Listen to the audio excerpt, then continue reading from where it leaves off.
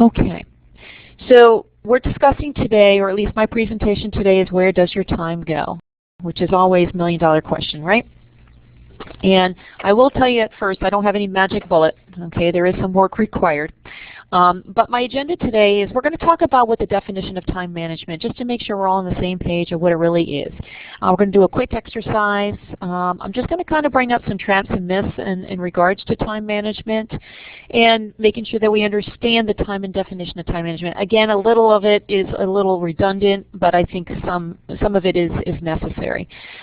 Where does your time go? We'll talk about that.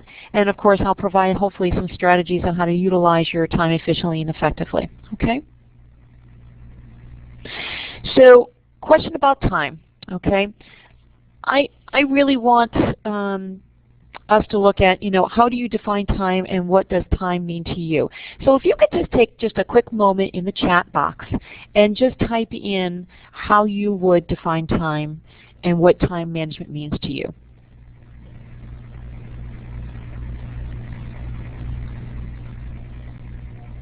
There's no right or wrong answer here, but at least gets you thinking about what it means to you.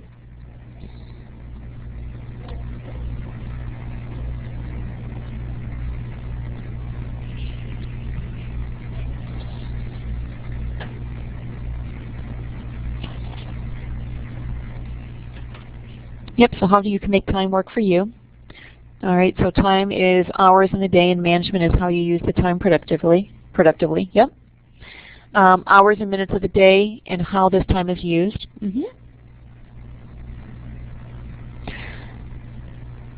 Yep, increasing productivity during actual working hours, of which is an interesting way to look at it, actual working hours, because working hours can be, 9 to 5 for some people, and also could be actually 9 to 9. It all depends. Getting things done. Time is something that slips away too easily. Yes, it does, Tammy. It's definitely very precious. Okay, good. So the next question, I know there's a couple other people that are still typing, so please continue, submitting. Yep, a finite amount of space you have to get things done, correct. So what do you think are the main time traps? What is really encroaching on that time, or competing, I should say, for that time? Procrastination, yes, which is a big one. Key is recognizing it. Other people?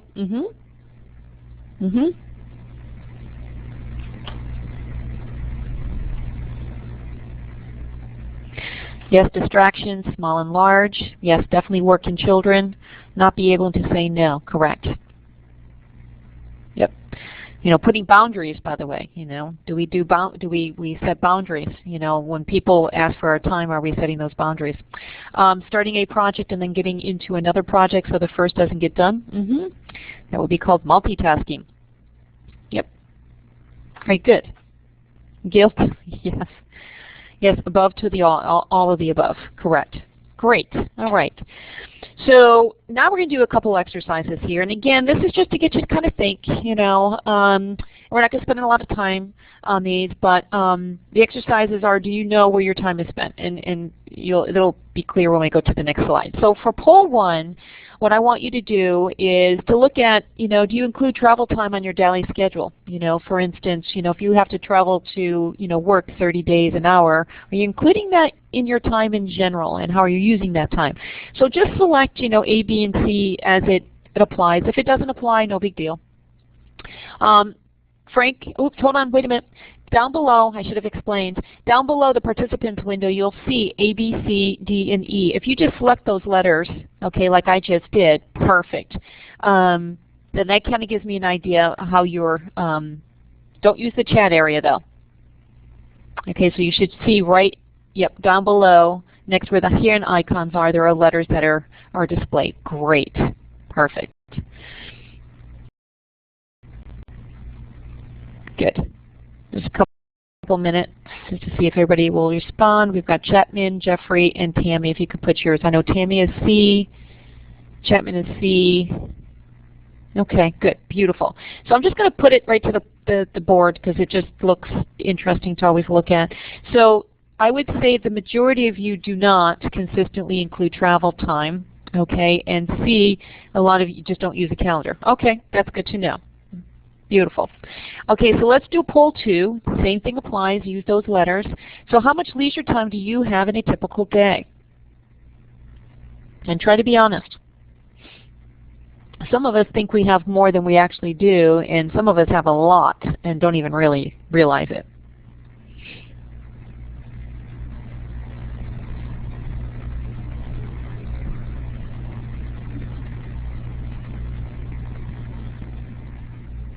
Okay, good.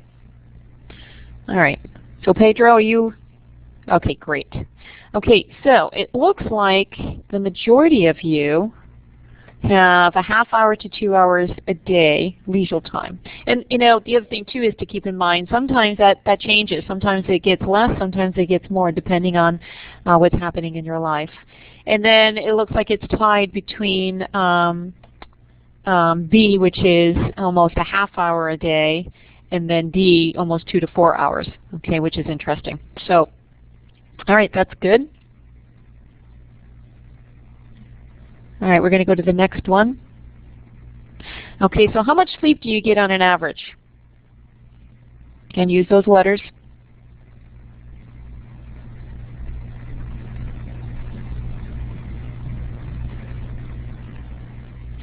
Gosh, Frank, I want your life 8 hours or more. I would love to have 8 hours. Okay, so it looks like the majority of the group gets about up to 6 hours, which is good. We've got some that actually get not a lot of sleep, okay? And then it looks like the other half, you know, you're between 6 to 8 hours or so. Okay, that's good. Alrighty. This will make sense when we get into the presentation while I'm asking that question. Okay, so how much television do you watch in a typical day?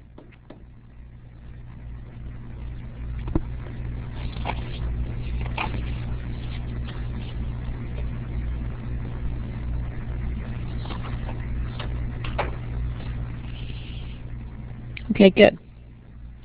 So it looks like the majority is 0.5 hours, and the next in line is a half hour to 2 hours, and then it goes from there. It goes a little bit more. So I'm just going to make a comment. How much of that was considered your leisure time, or do you consider that separate?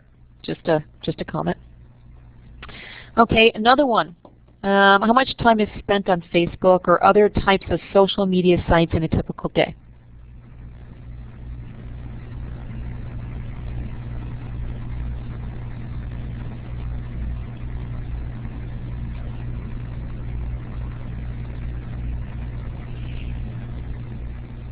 Okay, Diane, I know you're typing, so I'm just going to post.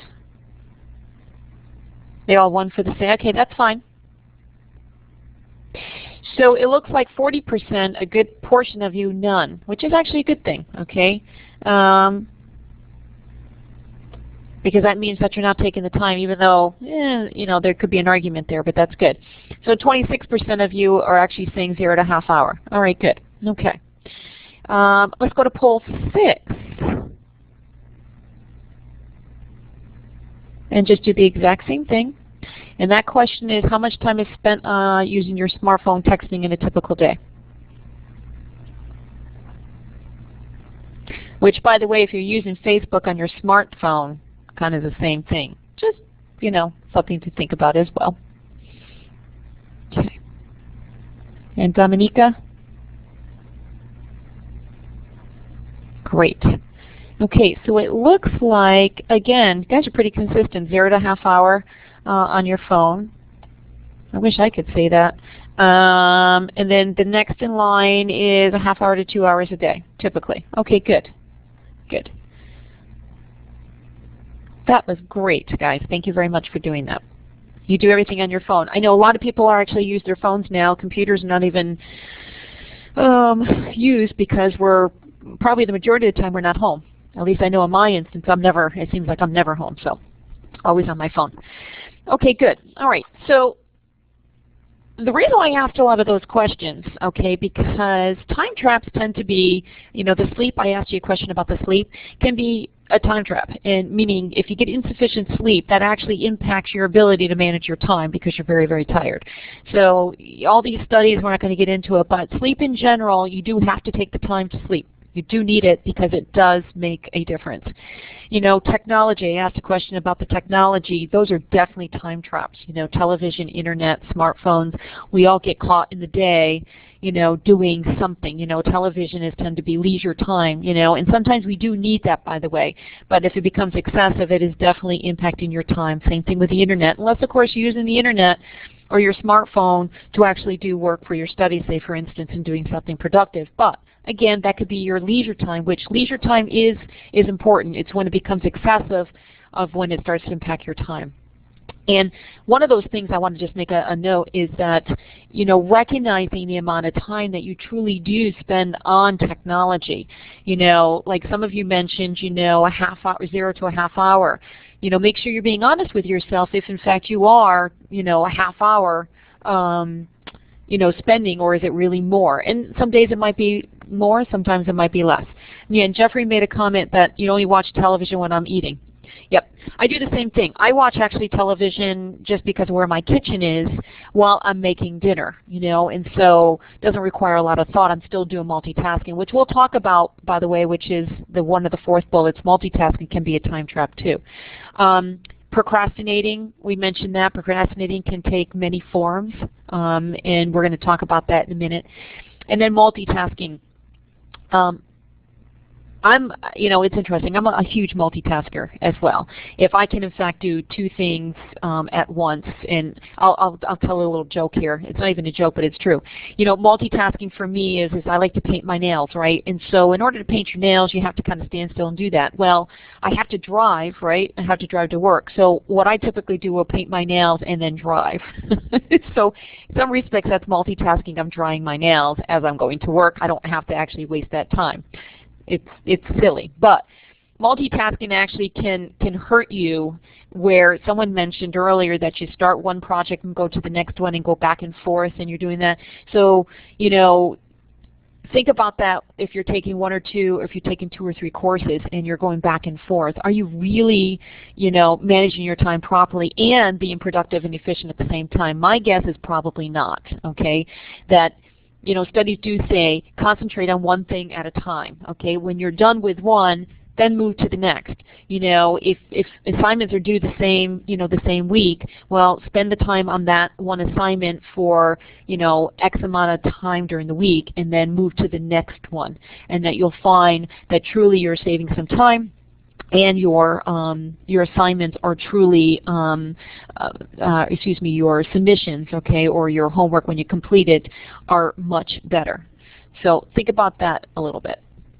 Okay, so let's talk about a little of the myths, okay, because I thought these were kind of interesting, because we all, these are a little redundant, but we all use these excuses, okay, and you're not really managing your time, but you're truly procrastinating when you look at this. So for instance, there's too much to do, I can't handle it. We all have said this, okay? It really comes down to managing your time and truly looking at organizing your time, and maybe looking at it and prioritizing and saying, okay, I have a lot to do, but some of this is not something that I need to do, right? There's plenty of time, I can do that later, which is the opposite of number 1, correct?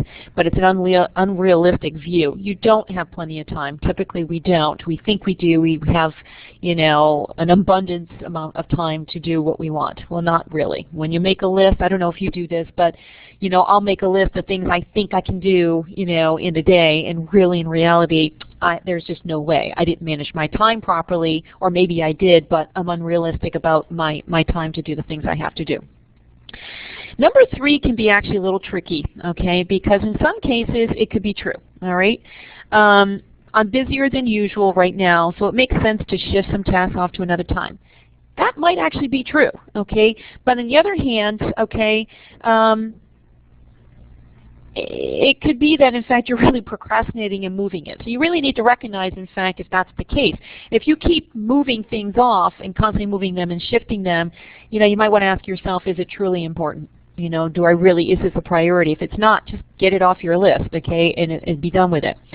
And same thing, number 4 is kind of the same thing, rescheduling something to do at a later time.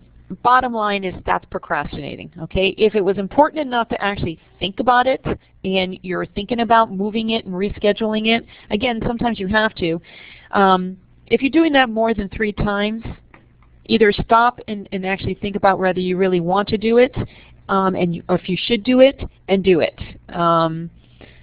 Which is kind of goes to the 5th point, which is this little task is not important. Again, it comes down to if in fact you're thinking about it and it has to be done, then you have to do it. Like for instance, you know, this dish, it has to be washed if I want to use it again. All right, well, it's important. You need to do it. So putting it off is eventually you're going to have to do it anyways. So there, I guess look at those because I'm sure all of you have used these excuses of the reason why you don't have the time. Okay.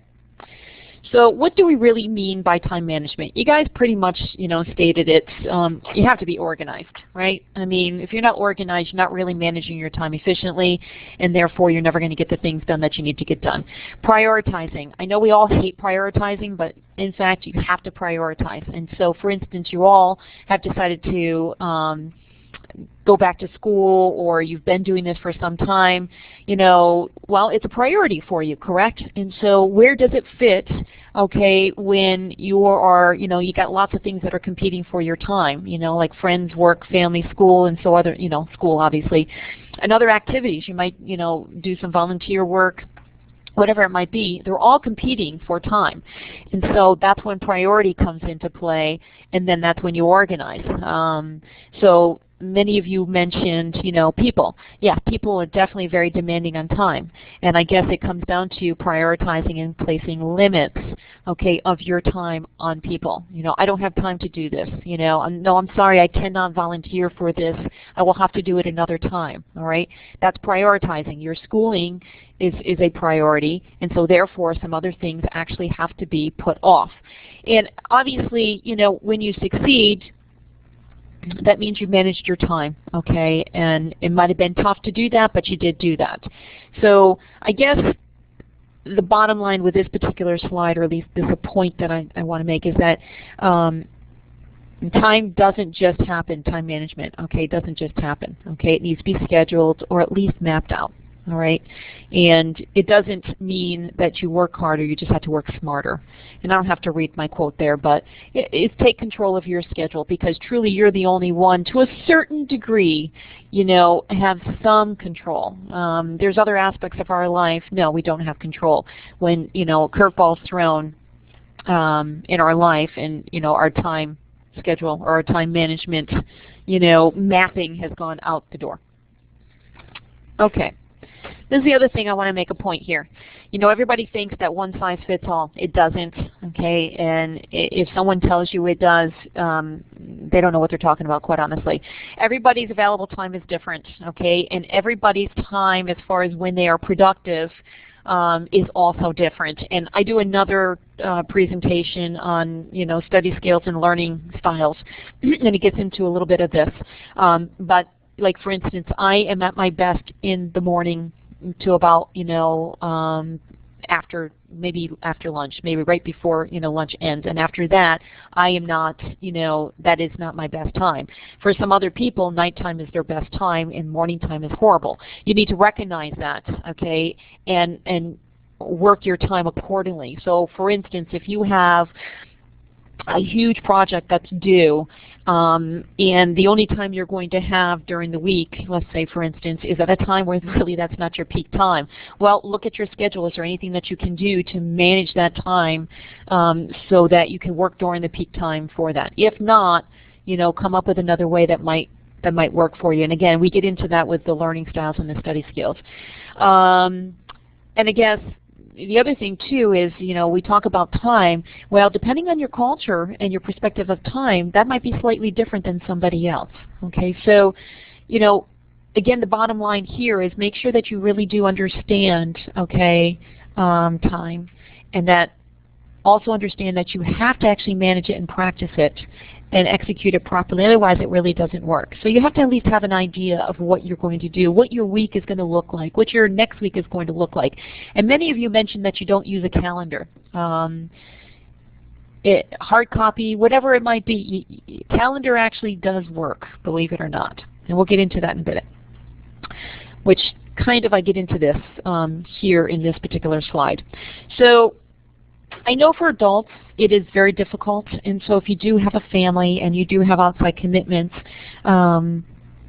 it does make it difficult to manage your time. So for instance, just a comment I want to make. If you have children, or if you have parents that you have to take care of, or if you have commitments that you really can't get out of, do you have any downtime during that time? So for instance, if you're waiting at the bus stop for your children to get off, and you typically get there 15 minutes, 20 minutes before, well, that time is valuable. What can you do during that time? All right. If you're sitting in a doctor's office, okay, with one of your parents, or you have a doctor's appointment and you've scheduled that, obviously, how much time do you wait? Typically, last I recall, when you go to the doctor's office, you sure don't go in there within 5 minutes. You're usually sitting there anywhere from 15 to a half hour before you get in to see the doctor. And sometimes you even wait when you get into the room another 15 minutes, right? So why not use that time wisely to either, one, schedule your time and put a calendar together, review the schedules of your courses and when things are due, maybe work out an outline for an assignment that's due, or maybe read a chapter or a couple pages. So look at it that way. So here I'm just talking about, there's a variety of assessment tools you can use, all right? And truly, count the hours in your day, count the hours in your week, and then rate your procrastination. Honestly, that gets a little technical. I have done this before when I managed a customer service and sales team where, the group was telling me that they don't have time to do this, they can't do these projects, blah, blah, blah, blah. And so what I did is I put this complicated thing together to look and see truly, really how much time did they have, because, I could just visually look and see they had time. And in the end, presented the information to the group and say, well, you do have time. Okay, and this is where the time exists. And by the way, this time is taking you too much, let's shift this. So you could get technical if you wanted to. Diane says, to save time, when I had a dentist appointment, I listened to one of my books on, you listen to one of the books on your iPad. Perfect, okay, so at least, that's great, perfect. Okay, so you took advantage of that time and you were productive, captive audience. You can't do anything other than wait to go in, for your doctor's or your dentist appointment. Then there's another tool to help manage time. There's a your weekly calendar, a monthly calendar, a to-do list, an assignment calculator, which I'm going to show you because I just found this kind of interesting. I don't really care what tools you use, as long as you're using some type of a tool, okay, to help you manage your time, to maybe, calculate your time of how something is going to, or what project is going to take how much time. So let's see here. There we go. So, and I'm going to push this out, so if you want to bookmark it, I put it to the chat area. But this is a tool that approximately calculates, okay, how much something is going to take. Now, of course, this is not the exact science, okay? But, the date your assignment begins and the date the assignment is due. And then what it does is, and let me just put something in here so you can see what it does. Let's see here. I'll put something out that's due in a month. And it gives you basically a plan on what you should do, and it might apply, might not apply, but it goes through, okay, well, the first step is understand your assignment, which might seem, obvious to people, but sometimes that's not. Sometimes we take our assignments, for granted that we understand them when in fact we really don't. So you need to make sure that you understand your assignment, it's saying, okay? And it says identify citation styles required. For instance, in your course syllabus, it should tell you that you should be using MLA, APA, or Chicago, or just pick one, all right? So you're basically, this is prep. This is a prep stage, okay? And then it says, okay, select and focus on a topic, blah, blah, blah. And it goes through a whole series of steps.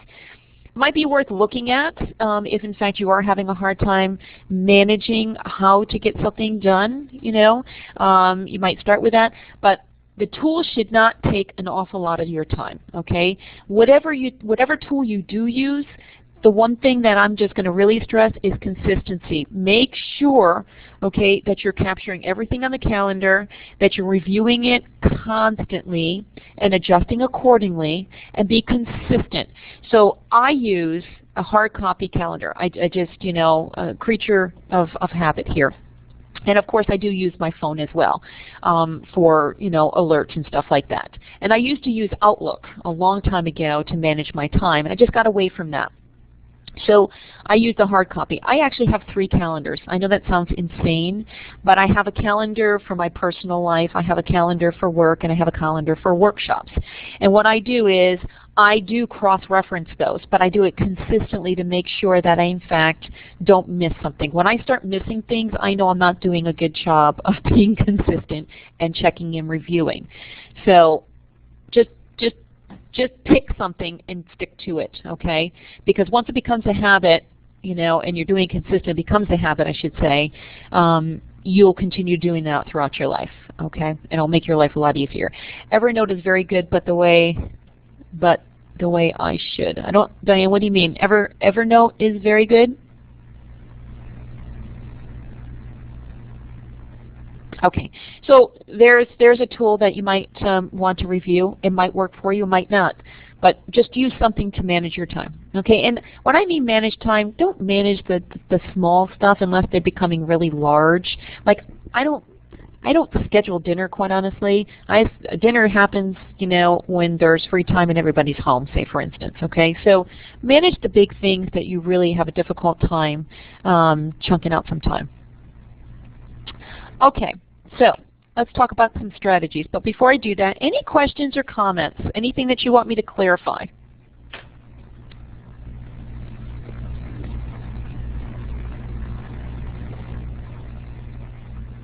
Nope, that's okay. No problem, Diane. I understand you're doing this at work. So there's a perfect example of trying to multitask, right? But that's where you'll get the recorded link so you can go back and review some of the information that's provided today. All right, so how about some strategies? Okay, creating blocks of times and breaks. Okay, so for instance, how much time can you spend studying and preparing? Make sure your time is in small blocks. I know this is really hard for people and students, I should say, because I know I had a hard time when I was a student. Now I'm in grad school, and I have a hard time stopping, okay, when I'm on a roll. But you really should, block out time that makes sense for you based on your schedule, and it might change from week to week, who knows. And when and where, and also, I guess, when you know you can return to the task. And I guess what that means, to me anyways, is that block out a time that is best for you, okay, whatever your optimal time is, okay, or whatever you think is the best time that you're going to be able to spend some time on, preparing for an assignment or even studying or reading. All right, do it in small blocks, because if you do it, in large blocks, you do tend to not, retain the information. And make sure that you have in there some time to walk away, refresh yourself, and come back. And that's what it says, is make sure your breaks count and re-energize, okay? You want to do it when you're fresh. You can process the information quickly, and this, believe it or not, saves time. I know that that concept is very difficult. It's like, oh my gosh, if I take the break, I'm wasting time. Well, in fact, you're not. You're allowing yourself to refresh, come back, and actually study in a more efficiently and effective way. If you just continue and keep going until you're just exhausted, most likely you're going to have to go back and review that information again. So now you have to find some time to do that. Or your assignment that's just submitted did not receive a very good grade, so now you have to go back and maybe refresh your memory on some of those concepts so that your second assignment, is done better. You always want to return after a short break. This is extremely important, unless of course you can't. But you don't want to, this is the one thing that people do, is when you take a short break and you start something else and you never really return. All right, so you want to make sure that those breaks are short, that maybe you're in a place where you're not going to be distracted. Again, I know that's very difficult. You can definitely get distracted and move in a different direction. Again, I've already mentioned using the calendar, okay, to manage your time. What else can I say about this? I mean, you know, fatigue sets in. That's the reason why we tell you to do blocks of time and breaks, okay? Sometimes this is not, sometimes this can't happen, but try to do that, okay? Make sure you get plenty of sleep and eat properly. You know, we talked about this. The reason why I asked that earlier about the sleep is that typically you should definitely get 6, 7, 8+ hours because it does impact your ability to retain information and to actually be a productive worker. You know, I understand that sometimes that's very difficult to do. You know, I average like 5 hours, 6 hours maybe, okay, asleep.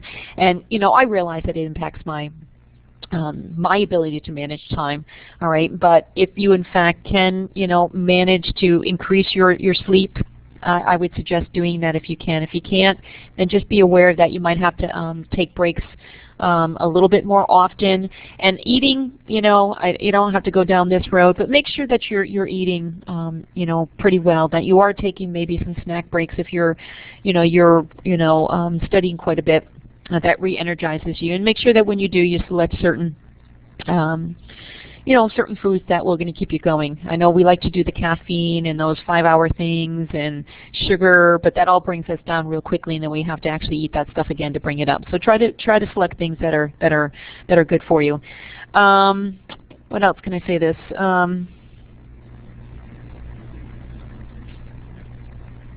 And I think I've said enough about that. And then again, try to combine activities. Okay, so this is a little bit different than multitasking. All right. So, like for instance, this we talked about this. You know, you're sitting at the dentist office. You're sitting at the bus stop. You're still doing the other tasks that you have to do. Okay. You're still, you know, executing that, but you can combine the activities. So, for instance, okay, you know, bring in your book or listening to a book.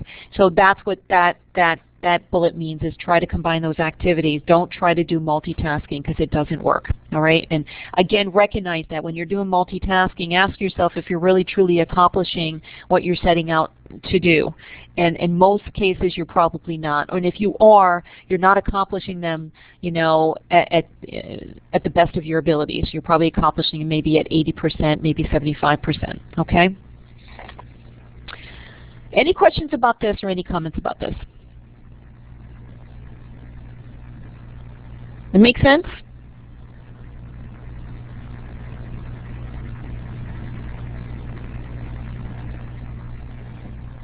Okay, good. Okay, so here's some other strategies. So study space.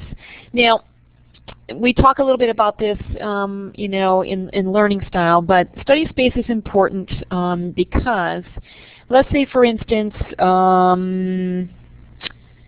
you're a person that really needs some quiet space to do your work, and yet you're doing your work in the kitchen, say for instance, or you're waiting in the airport for the airplane and it's very, very busy. That might not necessarily be the best time to tackle something that's very that's really important that you obtain the information. So you might want to do something slightly different, or move your space, or move somewhere where it might be more conducive to your learning style. So for some people, you know, going to the library, it might be a great space, but for some other people it can be very distracting. So then don't study, you know, maybe read and prepare for something different. You know, basically find a space where there are no distractions, and make sure you know what distracts you easily. So I guess here is try to find a space that is best for you if possible, you know, and always have an alternative space just in case. Because let's say, for instance, you go to the library and the day at the library something is going on which is going to distract you. Well, what is your second best, okay, space? All right, so, you know, designate that. And again, I know that sometimes this is not necessarily easy to do, that you have to just go with whatever space you have available, okay? Weekly review. I find this extremely important. Know what is coming up for the next week. It's preparing you, okay? You don't have any surprises. If you don't know what's coming up next week, you're not going to be able to prepare, okay? So that's where that calendar or that schedule, whatever you're using, comes in handy, because you're doing a weekly review. And by the way, you know, when you're sitting at the dentist office, that might be something that you do, okay? Let's go back to the study space. Let's just say, for instance, a study space is not ideal for you to be doing something that requires a lot of thinking and a lot of, you know, concentration, but it might be conducive for you to actually review your schedule. So I would suggest doing that, all right? And if necessary, view your schedule every other day. It just keeps you kind of, what's the word, not active, but it's not too far off your radar, I guess. Yeah, you're proactive. You're on track, exactly. You're preparing yourself on a regular basis. Especially if something comes up, you know immediately, oh my gosh, okay, I have to, you know, I have an assignment due this day, and then now I just was told that I have to go in, I don't know, take my mother, or I have, you know, my boss told me I have to fly somewhere on this date. Whatever it might be, if you're reviewing your schedule on a regular basis, you know what's coming up, okay? Select a time when it's best to review your schedule. I made that point. And make sure you understand what you need to do, all right? And adjust accordingly is what it really comes down to. Okay. Again, I've already probably made this point, but prioritize, okay? There are several other strategies that can be applied under this category, but I'm just making it just really simple. Bottom line is, always begin with a subject or assignment that causes you the most problems. A lot of people do the opposite. They go with the easiest, okay? And then they come to the end and try to tackle the most difficult. That stresses you out. High anxiety, okay? You're better off starting with something difficult, because break it down, okay, and make maybe, you know, a reasonable list for that most difficult project, okay, or assignment, and get one thing done. It makes you feel a little relieved, knowing, okay, that wasn't so bad. Because then when you get to the other easy stuff, then that you can just fly through, all right? So that's what I would do. Make a list and prioritize, all right? For instance, you know, laundry, cleaning up dishes, so on and so forth. This can be done after you accomplish what you set out to do, all right? Those things, especially if you're doing work at home, okay, you know you have all this stuff that you got to do. That stuff can be done later, meaning, yes, you are rescheduling and you're moving it off, and maybe you might be procrastinating, but it still eventually is going to get done. So I'm saying postpone unnecessary activities until your work is finished, okay? Start. I know I jumped ahead a little bit, but start. Just get something done. You might realize there are things you have not planned for. Details are not always evident, especially with very difficult projects. You might think you know that you need this amount of time, okay, but if you never start, okay, you're going to find out at the end that, oops, I forgot this, okay? So you remember that tool I gave you as far as where it breaks down pieces of the assignment? You know, that prep work sometimes is good, because you're making notes and you're making a list and go, okay, I understand this, and your brain should already be churning as far as, okay, I think I know how I'm going to attack this assignment. Write it down, okay? Create a rough draft. It can be edited later. Don't fall into the perfection trap, okay? That's the whole reason why you have rough drafts, okay, and have final, you know, documents. Even if it takes you 20 drafts to get to the finalized paper, that's okay. And so as you're preparing, just make notes, jot notes of how you want to. You can just delete those and create, you got the technology to do that. And of course, resources. Make sure you've identified resources. Again, as you're preparing for, your assignments, you kind of have an idea, I hope, where the resources are going to come from, right? Or at least you want to go find some resources to help with the project. Again, jot those things down, okay? It saves time, okay? Because when you go back to that document, you go, oh, okay, I remember doing this. Oh, let me just go do that. Versus trying to remember what you're going to do. Again, it's called preparation, Don't always try to do everything on your own, okay, is the bottom line there. Okay. Anxiety and emotional discomfort. Let me see here. Oh. I just want to make sure I read that one. Discomfort can lead to procrastination, absolutely. I might feel an assignment is overwhelming or very important and find myself getting anxious and then procrastinating. Yep. I think fears of success and failure can be determinants of procrastinating because fears cause anxiety. Absolutely, Frank, okay? And that's one of the reasons why I really stress just get started. I think if you just start writing things down, sometimes that just helps, okay? You know, maybe you're not tackling the assignment, but you're really kind of preparing yourself in general.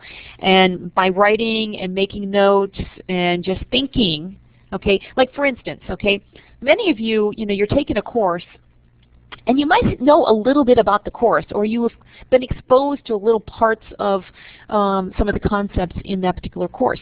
Write those down. Just start writing and thinking, because believe it or not, those will become useful. But at least you started something. You're moving forward. I mean, the bottom line is keep moving forward. Try not to go backwards, because if you don't start, it's not going to get done. And like you said, it's going to increase your anxiety and the stress. And then you're just going to continue procrastinating because it's gotten so bad. And before you know it, you're midway through the term, and you haven't really done very much, and you're not doing very well. So try not to fall into that trap. It's a very easy trap, okay, to fall into. Okay, everybody does it. All right. So again, maybe start with the one that's most difficult for you. And trust me, this gets easier. Okay, as long as you're consistent about how you approach things. So here it is, just the bottom line is don't give up. Okay, use tools to manage your time that you're comfortable with, not what you're uncomfortable with. All right. Don't use tools that are just too difficult, because then you are wasting time. All right. Do understand your traps. We all have them. All right. And if the trap is procrastination, recognize the fact when you're procrastinating. If you're not getting anywhere, ask yourself, are you procrastinating? Most likely you are. Okay. Use the strategies that work for you and add new ones as you see fit. Okay. So try something out, and if in fact it doesn't work, okay, then what else can I use? So do that. But stick to it for a little bit, because it does take some time for it to become a habit. So if you try a calendar for a week and it's not working for you, well, you're really not giving it a fair chance, okay? So, try to, push yourself through it, and in the end, I think you'll find that it'll work, all right? If, in fact, you've given it a couple weeks and a month, 2 months, and it's not working, ask yourself, are you really giving it a fair chance? Are you really using it consistently? Okay, if you're not, then you need to give it a little bit more time. And of course, obviously, monitor yourself and make adjustments, as I mentioned. You might find that,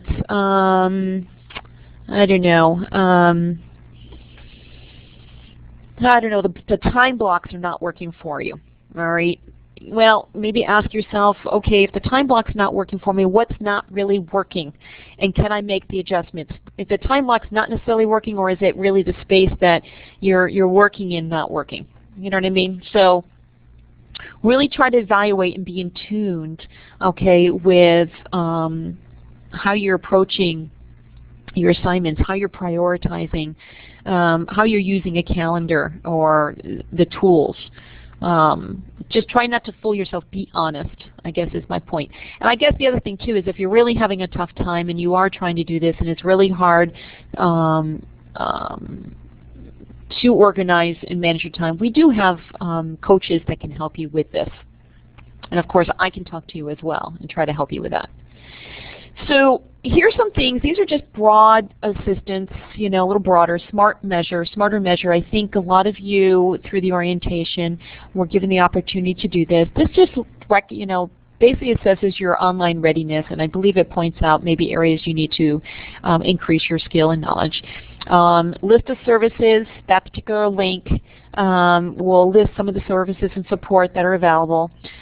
Angel, I know technology tends to be, a big time management trap, and we're using Angel as our learning management tool to deliver, obviously, the courses. So if you ever get stuck, there is Angel Help. Those are the links. And then the fourth bullet is My Foundations Lab. If in fact this hasn't been introduced to you, there are assessment modules for reading, writing, and math that you can purchase, and I believe financial aid covers this.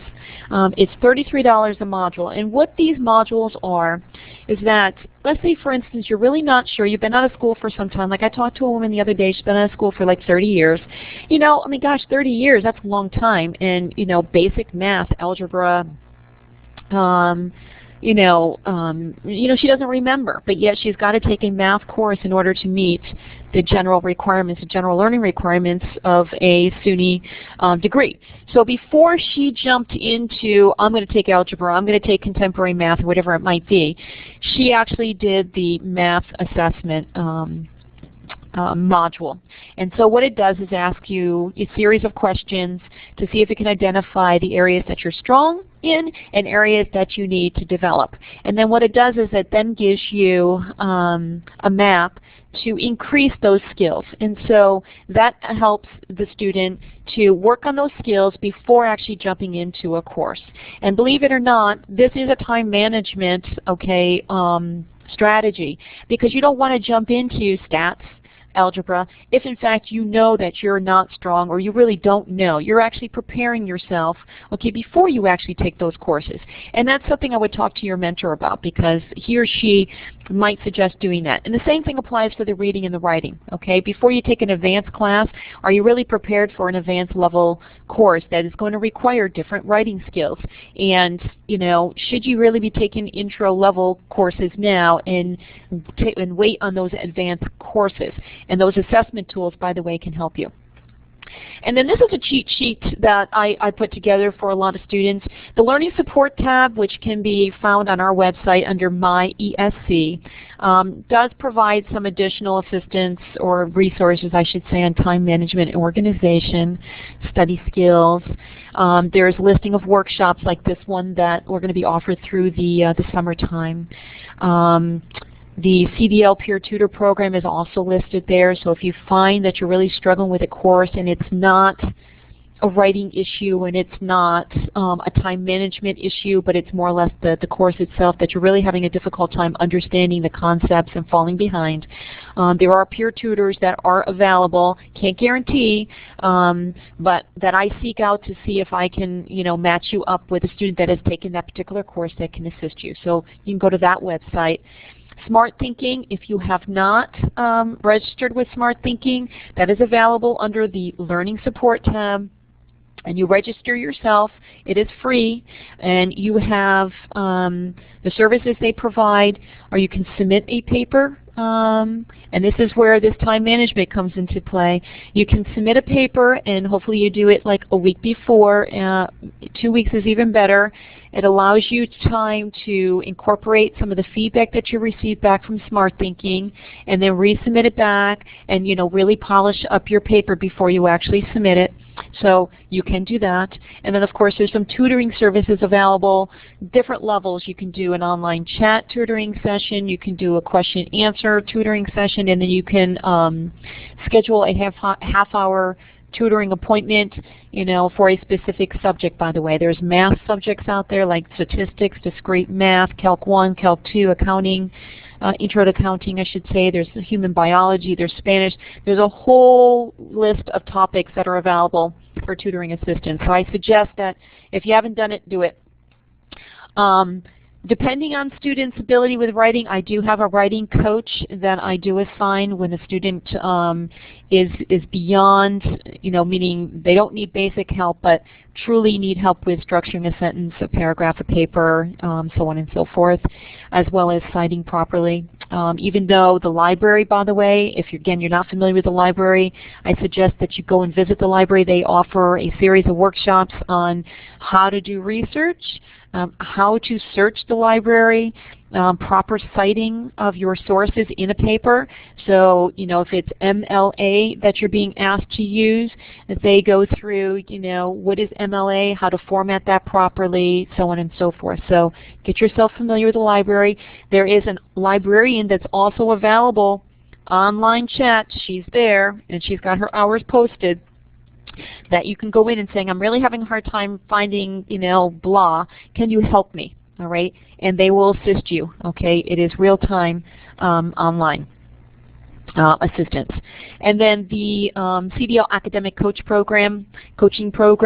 This particular program is, again, if you're new to the college, if you've been reinstated, or if you're finding yourself that you're in warning because you had a really bad term and you really didn't manage your time very well and you're struggling, that's okay. We have coaches that can help you. And these are peer coaches that are students just like you that have experienced the same thing, that hopefully can maybe give you some insight and help you move forward, maybe help you navigate Angel, maybe point you in the right direction for some resources. And then in the green box is the information of where you can contact me personally, or you can contact the Office of Academic Support. Eventually they all get to me anyways, but we do have support, other people that do work in the office that assist with supporting you with a student. And then the last one, if you're not familiar with, I would definitely bookmark this one. I'm actually going to put this out for you, is Khan Academy. This is, again, a site that provides free, of course you can pay for stuff, but I wouldn't suggest it, free videos on, just a whole list of topics. Sorry, I'm just typing here. Actually, why don't I just bring, well, it's not going to come up very easily because it takes a while. Bottom line is that there's videos that cover anything from corporate finance to accounting to stats to human biology to basic math, algebra, you name it. And the videos are like 2 to 3 minutes, and like when I say basic, they're basic. They're step by step. They're using a tablet, like basically a chalkboard kind of, tool to present this information to you. And so I suggest, again, go look at those, and I think you'll find them very, very handy. Okay, so that concludes my presentation. Any comments and questions? I'm here. I know we're butting up against, 1 o'clock, but I can answer any questions if you have any. Well, I see people typing, so I'll give you guys a couple of minutes. You're welcome, John.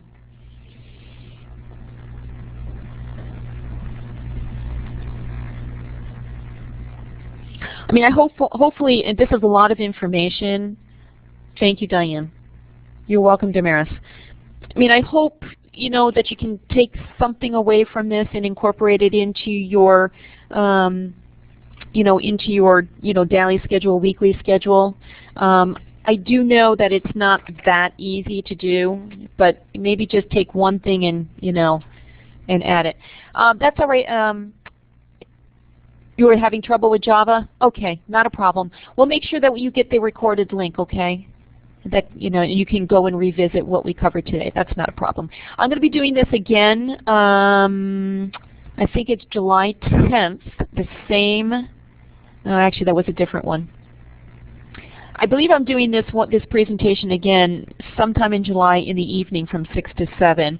I know that the last presentation I did, July 10th, I'm going to be presenting, I'm new to Empire State College, where do I start? And so I cover a little of this, but I cover a little bit more about how to be an effective, learner. So I would check the Learning Support tab for those workshop listings, okay? You're welcome, Pedro.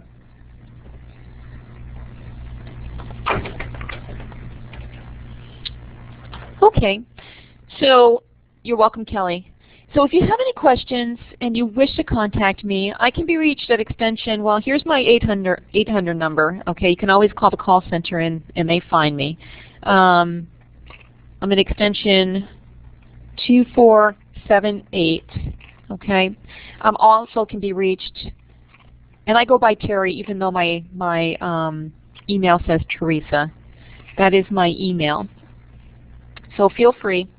And look for the recorded link as well as the PowerPoint presentation in the next couple days. okay, and refer back to some of those strategies and try those. Okay then. Well, if there's no other questions or comments, I'm glad everybody you know, found the presentation informative. You know, any feedback, you're also going to get a survey, by the way, so any feedback regarding the presentation or anything that you'd like to see in the future, just please make sure you put that on the survey, because I'd like to obviously, you know, provide webinars that are useful to you as a student. So I appreciate your time. Everybody have a good day. If you guys are getting hit with a heat wave, stay cool. Okay? All right. Goodbye, everybody.